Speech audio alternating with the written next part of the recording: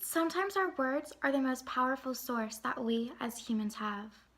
They can be used to encourage, to help, and to heal, or they can completely break and tear somebody down. Many people don't realize the effects that their words have on people. We've all grown up hearing the saying that sticks and stones will break my bones, but words will never hurt me. However, this is a saying that I must disagree with. As it is explained by psychologists, words that hurt can not only change our views of ourselves, but also leave long-lasting scars that may impact the health of the individual. Words that discount, demean, or devalue are the most hurtful kinds of words. Words that discount basically make you feel as if you're invalid. An example would be somebody saying something like, "I am not going to waste my time talking to you." This statement is hurtful because it makes them feel as if they're worthless, they're not worth being talked to. And demeaning words, those inflict shame, embarrassment, or guilt. An example of this would be somebody calling someone a failure. This statement is again hurtful because they feel as if they're not good at anything. And words that devalue, those are phrases that basically cut someone out of their life. It would be like somebody telling you, "I don't care what you do anymore," or "I don't need you and I don't want you around."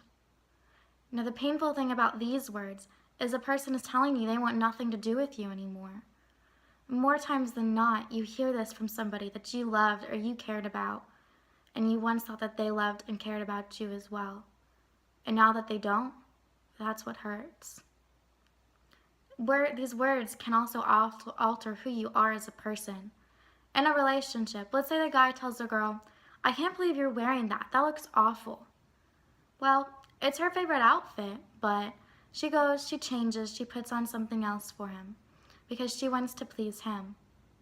Then, next thing it turns into is, "Why do you wear those clothes? They're so bright and colorful. It makes you look childish." So what does she do? She changes her wardrobe. She buys all these dark, more sophisticated looking clothes. Again, because she wants to please him. Then he tells her he thinks she looks like she's put on a little bit of weight. Now he's no longer physically attracted to her, but he still loves her. That's all that should matter, right? But it doesn't. It's more than that.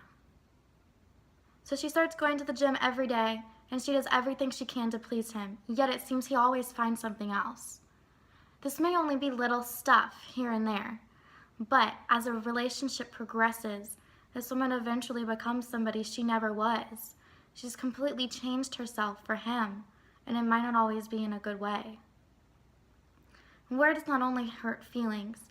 According to psychologists from Jena University in Germany, there is evidence that words can cause physical pain. They explain that verbal stimuli can trigger reactions in certain parts of the brain that cause physical pain. Surely we have all had those moments where we've heard some sort of news or we've been told something that we don't want to hear, and it hurts our feelings, but then we can actually feel it. We feel our heart drop to the bottom of our stomach and our chest hurt like there's no tomorrow. Also, two other professors of psychology from a university in Virginia, they explained that emotional pain involves the same brain regions as physical pain. So that could be why we're experiencing the actual physical pain when we're emotionally hurt. Now, researchers at Harvard Medical School in Massachusetts, they recently did a study of middle school children that showed verbal abuse by other children can harm brain development. The researchers asked young people ages 18 to 25 to rate their verbal abuse from both parents and other children while they were in middle school. The researchers then performed imaging tests on the brains of the subject. It appeared that individuals who reported suffering verbal abuse from peers in middle school had undeveloped connections between the left and right side of the brain. Other tests these researchers did indicated that the same group of individuals also had higher levels of fear, depression, anger, and drug abuse than the others in the study. Now, hurtful words or bullying can do a lot more than just damage self-esteem and self-worth. According to United Kingdom researchers from the University of Warwick, being bullied can cause in enough distress to significantly increase the risk of self-harming in later adolescence. An article by Rick Nauert on Psych Central's website has stated that those who were bullied in primary school were nearly 5 times more likely to self-harm themselves later in adolescence. Many people will self-harm to either relieve tension or communicate stress. They may also feel as if it's the only way to get out their anger, or because they simply want to die. Now, hurtful words, they can even be fatal. There is a strong link between bullying and suicide. And suicide is the third leading cause of death among young people.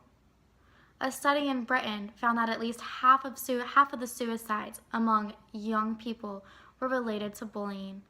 And bullying victims, they're more than 2 to 9 times more likely to consider suicide than those who are non-victims. And that's according to a study by Yale University. Now, bullyingstatistics.org, they also stated that over 14% of high school students have considered suicide, and then 7% have actually attempted it. Some adults will dismiss bullying because, they see it as being part of just growing up. However, I don't think it should be taken so lightly anymore.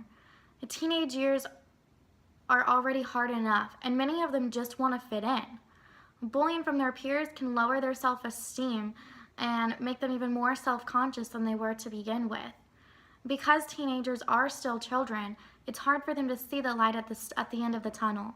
They only see what's happening right now and how bad right now is. And often they'll feel like the only way to fix that is to take their own life. And certain words can stay with a person forever. It's so important to be careful what you say around people, because you never know if a person is already struggling with something. Though it is nearly impossible not to hurt somebody with our words, even when it is unintentional, we need to at least be aware of what we are saying and the impact that it has. That's the least that we can do.